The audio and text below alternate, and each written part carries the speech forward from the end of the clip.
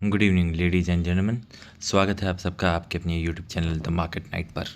यहाँ हम डिस्कस करेंगे इंडियन मार्केट सिनेरियोज़ के बारे में, खासकर निफ्टी 50 आने वाले समय में क्या मूवमेंट कर सकती है और हम कम रिस्क के साथ इसका कैसे ज़्यादा से ज़्यादा फ़ायदा उठा सकते हैं।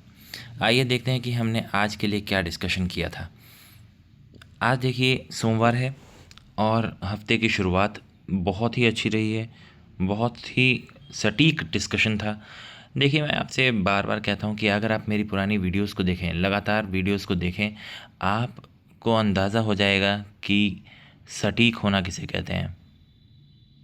मैं इसमें अपनी बहुत ज़्यादा बड़ाई नहीं कर रहा हूँ, मैं आपको ये बताना चाह रहा हूँ कि एक्सपीरियंस मायने रखता है। वो एक्सपीरियंस आपका किसी भी क्षेत्र में हो, आपको वो उसका किंग बना देता है। एक्सपीरियंस से आप चीज़ों को बेहतर तरीके से देखने लग जाते हैं और उसका फ़ायदा उठाना भी जान जाते हैं। एक्सपीरियंस वाले को कभी भी क्या कहते हैं कि लाइटली नहीं लेना चाहिए।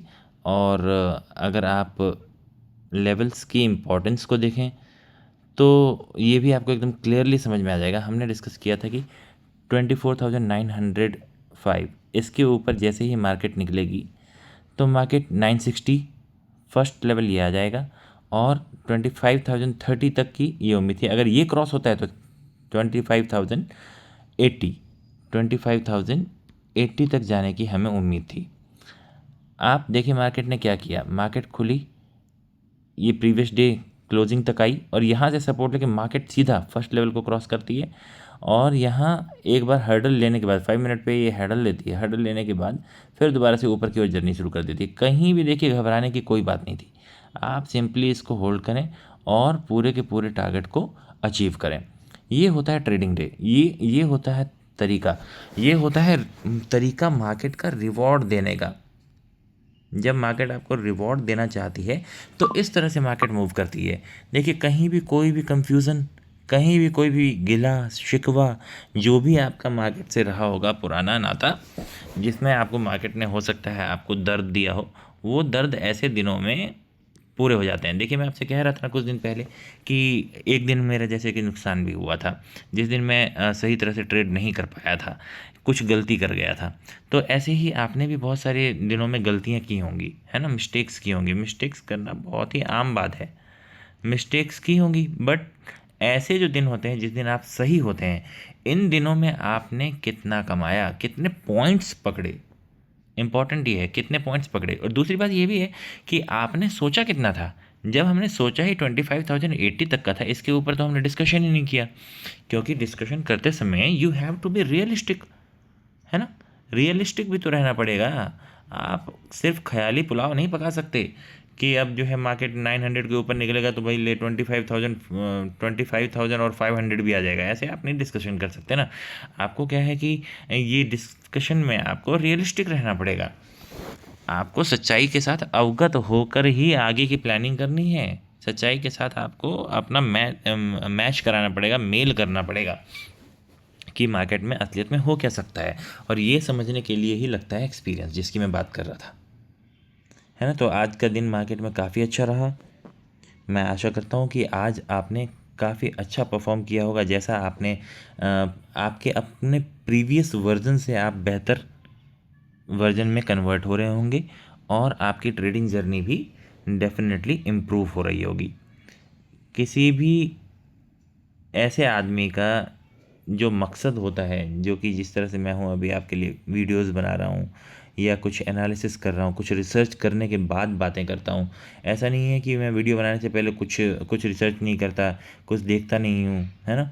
इस तरह से इस तरह से गैर जिम्मेदाराना बिहेव करके या गैर गैर जिम्मेदाराना एटीट्यूड रख के मैं वीडियो बना लूँ, इस तरह से नहीं है।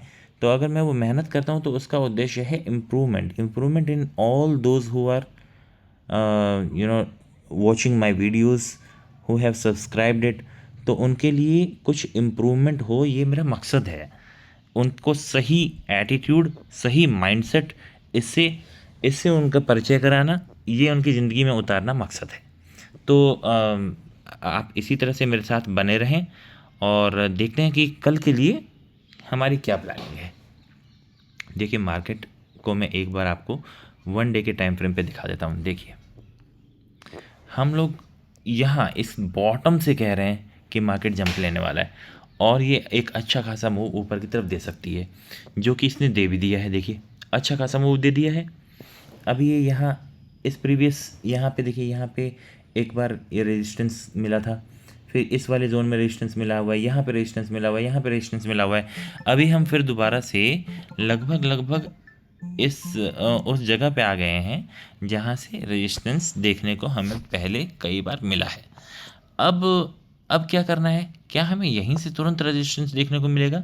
मिलने को मिल भी सकता है, हमें देखने को मिल सकता है। ऊपर से कल है ट्यूसडे है और ट्यूसडे को हो रही है निफ्टी 50 की एक्सपायरी, है ना। एक्सपायरी के दिन बदल चुके हैं, जो पहले थर्सडे को होती थी अब वो ट्यूसडे को है। निफ्टी 50 की एक्सपायरी है। इस एक्सपायरी वाले दिनों में क्या क्या सावधानियां बरतनी होती हैं ये तो आपको याद ही होगा, क्योंकि मैं हर एक्सपायरी वाले दिन से पहले जो एनालिसिस करता हूँ उसमें मैं आपको याद दिलाता हूँ कि किन बातों का ख्याल आपको रखना है। वो मैं आज आपको फिर से याद दिलाऊंगा।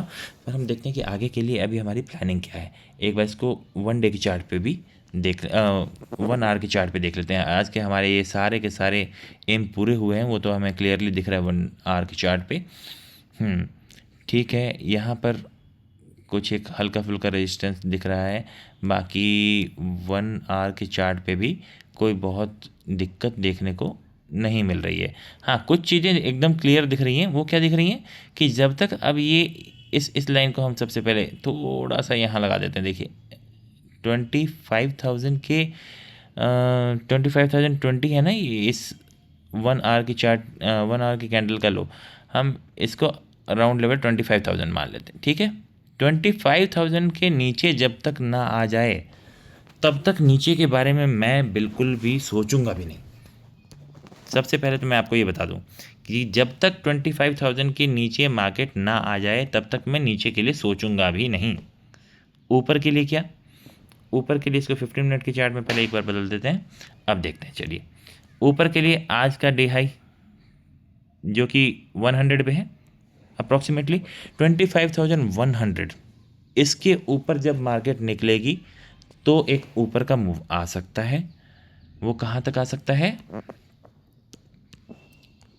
25,100 के ऊपर निकलने पर 25,150, 50 पॉइंट का एक ये मूव, और उसके बाद 220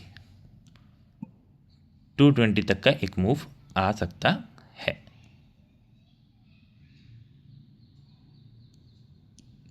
यही दो लेवल्स की मुझे कल उम्मीद रहेगी। हाँ, अगर मार्केट इसके बावजूद भी और भी ज़्यादा ऊपर जाने लग जाता है तो नेक्स्ट लेवल के लिए भी आप तैयार हो सकते हैं, जो कि अराउंड 25,270 तक का नज़र है। 270-280 तक के जोन की उम्मीद हम लेकर आगे चल सकते हैं।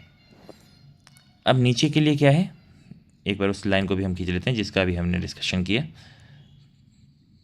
280 तक का भी मूव आ सकता है।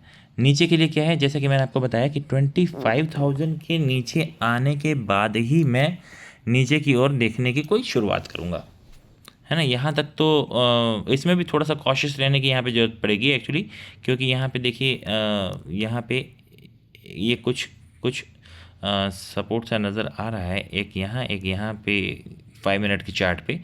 तो यहाँ पर भी हमें थोड़ा सतर्क रह के काम करना होगा। 25,000 के नीचे अगर मार्केट आती है तो कम क्वांटिटी में, बहुत ध्यान से सुनिए, कम क्वांटिटी में नीचे की ओर एंट्री कर सकते हैं, क्योंकि कल एक्सपायरी का दिन है।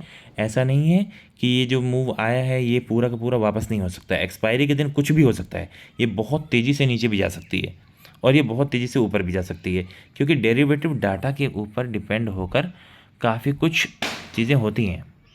डेरिवेटिव डाटा, है ना, इसके बेस पे भी बहुत सारी चीज़ें होती हैं।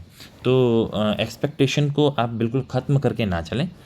25,000 के नीचे अगर मार्केट टिकती है, कुछ समय रुकती है, तो फर्स्ट लेवल जो आ सकता है वो आ सकता है अराउंड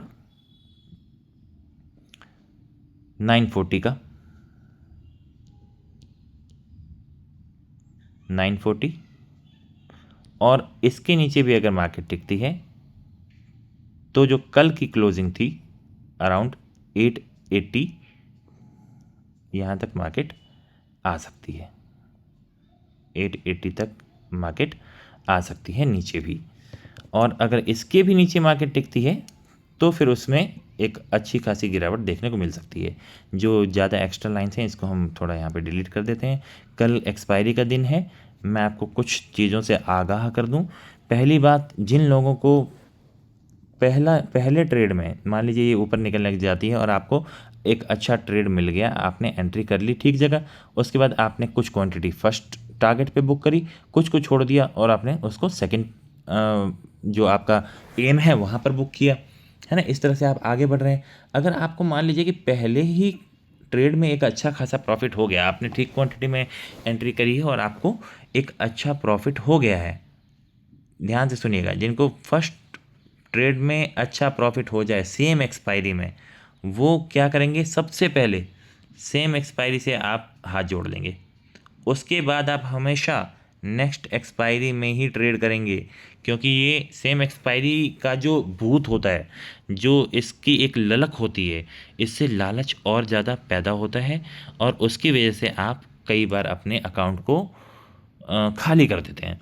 तो क्या करना है, अगर प्रॉफिट सेम एक्सपायरी में आ गया उसके बाद हमेशा नेक्स्ट एक्सपायरी में शिफ्ट हो जाना है, पहली बात ये। दूसरी बात, सेम एक्सपायरी में जो आप ट्रेड करेंगे उसमें क्वांटिटी साइज़ को थोड़ा सा कम करके चलना है ना।